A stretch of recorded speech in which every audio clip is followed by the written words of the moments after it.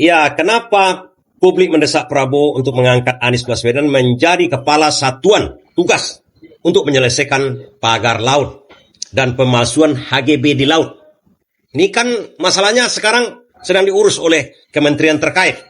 Pagar laut jadi topik utama pemberitaan dalam 2 minggu terakhir. Dan kalau ditelusuri, bisa dibilang pagar bambu di laut ini adalah dosa pemerintahan Jokowi. Bagaimana tidak? Kita tahu bahwa keberadaan pagar sepanjang 30 km ini dituduhkan sebagai bagian dari proyek pengembangan Pantai Indah Kapuk alias PIK 2. Dan kita tahu juga, seperti yang dilaporkan oleh Tempo, PIK 2 mulai masif diratakan sejak tahun 2015 alias di awal kekuasaan Jokowi. Konteksnya jadi makin menarik karena konglomerat di belakang PIK 2, yakni Salim dan Aguan, kerap disebut sebagai para konglomerat yang dekat dengan Jokowi.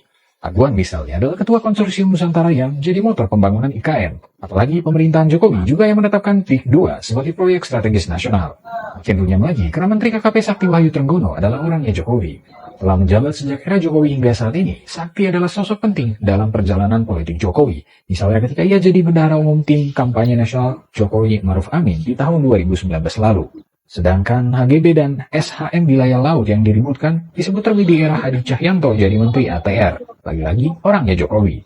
Ini semua kalau ditotal jumlahnya 509 hektar, ya.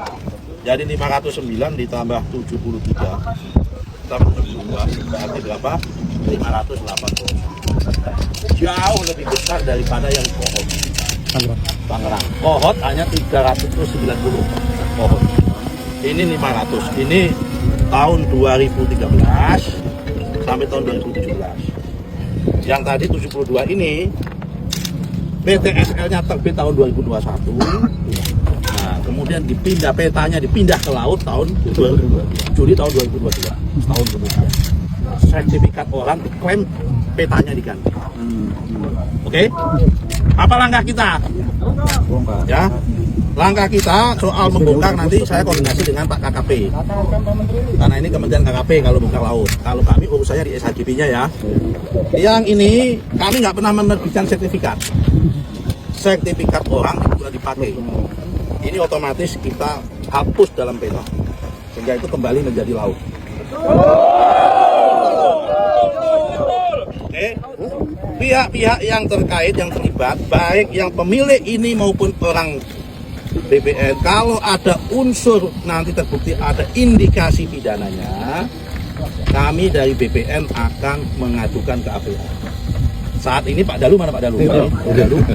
Pak Inspektur, Pak Irjen sudah mengusut oknum-oknum BPN yang terlibat memindah peta ini. Kalau nanti terbukti ada unsur pidananya dan mensreanya, kami sendiri, Menteri ATR BPN yang akan menyerahkan kepada APH yang ada di sini. Terhadap yang biru-hijau ini, karena terbit tahun 2013, kami akan panggil. Dan kami akan minta supaya mereka menghapus, membatalkan. Kenapa? Kalau ini kami nggak bisa langsung otomatis membatalkan, karena apa? Hak kontrario aktus kami sudah habis. Kenapa? Usianya udah lebih 5 tahun. Karena dalam PP 18 tahun 2021, kontrario aktus kami, pejabat yang mengambil keputusan atas tata usaha negara apapun itu boleh membatalkan otomatis langsung selama usianya belum 5 tahun. Karena ini usianya sudah 5 tahun, maka kami langkah pertama akan kami panggil. Kamu mau nggak mengajukan permohonan pembatalan SKJP? Karena ini prosesnya salah, materialnya laut. Jangan akal-akalan, ini materialnya laut. Ya kan, jangan mengatakan ini dulu empang lah, ini dulu apalah. Kalau toh dulu empang, ini faktanya laut, jadi materialnya. Sehingga ini kalau toh di empang masuk kategori tanah musnah. Betul Bapak. Kalau yang bersangkutan keberatan, kami akan datang ke pengadilan untuk minta penetapan supaya SHGB-nya dibatalkan oleh ada perintah dari pengadilan, ketetapan pengadilan, kemudian pengadilan memerintahkan kepada BPN Bekasi, ya kan, untuk membatalkan SHGB atas nama PT CL dan PT MAN, ya, MAN ya. Ini PT MAN, bukan Madrasah Aliyah Negeri, PT MAN. Ya, kenapa publik mendesak Prabowo untuk mengangkat Anies Baswedan menjadi kepala satuan tugas untuk menyelesaikan pagar laut dan pemalsuan HGB di laut? Ini kan masalahnya sekarang sedang diurus oleh kementerian terkait. Bahkan sudah masuk ke kepolisian. sudah masuk ke kejaksaan, ada ranah pidana, dan ada ranah administratif. Sudah terbukti di mana-mana sekarang. Dan terkesan, publik melihat terkesan ini ada kelambanan, ada semacam keinginan untuk mengatur-atur agar tidak sampai kepada otak dari pemagar laut itu sendiri yang ditenggarai, yang diduga publik berkaitan dengan PIK, berkaitan dengan PSN, berkaitan dengan aguan yang dilaporkan oleh Abraham Samad ke KPK, yang berkaitan juga dengan Jokowi. Lantas kenapa publik mendesak Anies Baswedan untuk menyelesaikan masalah ini? Sederhana, kegamangan Prabowo untuk menyelesaikan hal ini, itu ada kaitan-kaitannya secara baunya ada, kepada kaitannya dengan PIK 2, kemudian PSN, aguan, dan Jokowi. Tentu saja gamang. Orang yang sudah mengendorse Pak Prabowo, kemudian ada masalah, tentu saja dia gamang membuat keputusannya. Maka sebenarnya ada jalan terbaik kepada Prabowo. Ini dari para orang-orang yang berniat baik kepada Prabowo. Artinya mereka adalah pendukung Prabowo secara silent. Artinya mereka menginginkan yang terbaik kepada Prabowo juga, agar bisa mengambil keputusan yang terbaik juga. Dan makanya mereka menginginkan Anies Baswedan dijadikan kepala satuan tugas, agar Prabowo pun lepas dari masalah ini. Kenapa begitu? Mencontoh kepada kejadian tahun 2017 Anies Baswedan mencabut izin reklamasi pantai itu, sebenarnya tak ada yang tersakiti di situ. Tidak ada. Bahkan Prabowo sendiri dari Gerindra yang mendukung Anies Baswedan malahan tidak diikuti oleh Anies Baswedan pada waktu itu. Malahan tidak merasa rugi. Artinya begini kawan-kawan. Pada waktu Anies mencabut izin reklamasi pantai itu, Prabowo dijadikan jembatan oleh Agung Sedayu Group untuk meminta Prabowo agar Anies Baswedan membatalkan mencabut izin reklamasi pantai.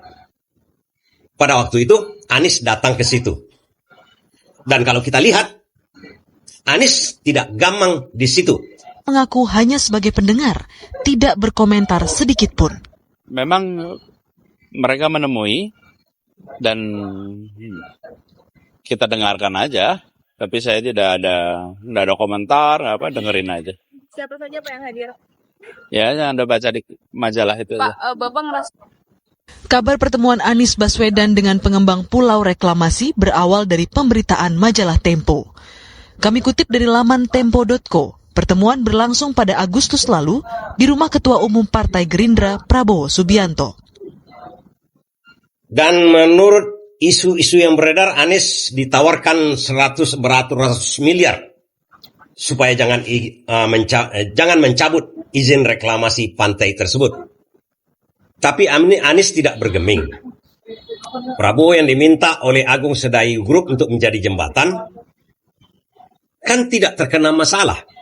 Kenapa Prabowo tidak terkena masalah? Karena Anies menolak mencabut ini. Kenyataannya pada waktu itu 2017, 2024, barisan-barisan aguan atau oligarki itu kan tetap mendukung Prabowo. Nggak teringat lagi mereka pada waktu itu tidak bisa dijembatani untuk menghalangi Anies Baswedan mencabut izin reklamasi pantai. Kan tak teringat lagi, tetap didukungnya Prabowo tahun 2024, padahal tak berhasil memaksa Anies Baswedan untuk mencabut izin reklamasi pantai. Di situ bisa kita lihat bagaimana, kenapa Anies tidak mau kemudian nyaman untuk melakukan hal itu. Sebenarnya kuncinya satu kawan-kawan. Cara Anies itu mencabut izin reklamasi itu sama sekali tidak merugikan oligarki Agung Sedayu Group pada waktu itu. Tidak sama sekali. Dan rakyat pun yang nelayan-nelayan yang terzolimi selama ini berhenti dizolimi dengan mencabut izin reklamasi itu. Artinya rakyat kembali seperti biasa, tidak dirugikan. Tapi kawan-kawan tahu enggak, pulau-pulau yang sudah jadi itu dilanjutkan oleh Anies Baswedan, dikeluarkannya IMB untuk pengembang Agung Sedayu Group. Mereka tidak rugi, beruntung di situ. Tapi memang tidak boleh untung serakus-rakusnya. Memang karena dasarnya mungkin rakus, mereka inginkan lebih lagi. Padahal sudah untung di situ.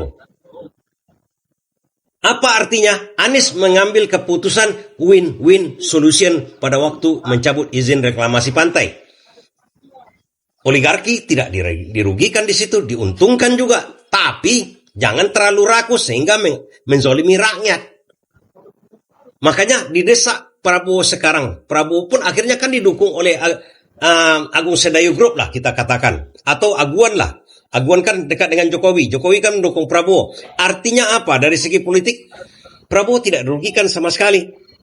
Walaupun tidak berhasil menjembatani antara Anies dengan Agung Sedayu Group. Ya, dengan mungkin imbalan-imbalan tertentu. Tapi Prabowo kan tetap didukung oleh Aguan oligarki pada waktu 2024. Nah, sekarang pun kalaupun Prabowo ingin melepaskan diri dari masalah-masalah tersebut, melepaskan diri agar namanya tidak cemar dari oligarki yang seakan-akan tidak mau melindungi oligarki, dia bisa bentuk satgas, kemudian menjadikan Anies Baswedan menjadi kepala satgasnya agar Anies bisa mencari win-win solution. Oligarki tidak dirugikan, rakyat jangan dianiaya. Karena masyarakat sudah tahu kapabilitas Anies Baswedan menyelesaikan izin reklamasi pantai, mencabut izin reklamasi pantai dengan tanpa tending aling-aling, dan dia terbukti tidak merugikan siapapun. Yang dia tahan adalah jangan sampai terlalu rakus oligarki ini. Kenyataan sekarang PIK itu jalan kok, malah menjadi PIK 2 sekarang. Dulu itu yang dicabut izinnya oleh Anies Baswedan adalah PIK 1. 2017 sampai 2022 tetap jalan, malahan di Jakarta itu masuk ke PIK 2 lagi. Anies Baswedan sudah menjadi gubernur, asal tidak merugikan masyarakat. Kan itu tujuannya oleh Anies Baswedan. Makanya publik sekarang mendesak Prabowo, tempatkan Anies Baswedan, minta Anies Baswedan menjadi satgas itu untuk menyelesaikan hal itu. Gampang, Prabowo tidak tercela namanya oleh oligarki dan rakyat. Prabowo jadi nyaman. Artinya jangan menjadikan menteri-menterinya sekarang itu yang suka membuat persoalan, bukan membantu dia menyelesaikan persoalan. Angkatlah Anies entah sebagai apa, untuk menyelesaikan masalah, bukan pemberi masalah, bukan pembuat masalah. Seperti menteri-menterinya Bahlil, Sri Mulyani, dan lain-lain, yang cenderung membuat masalah. Itu yang membuat publik menginginkan Prabowo mengangkat Anies Baswedan menjadi kepala satuan, ya mungkin lebih dari itu, mungkin jadi Menko dan lain-lain. Itu hanya dari saran dari para pendukung silent dari Prabowo, pendukung presiden kita sekarang. Terima kasih.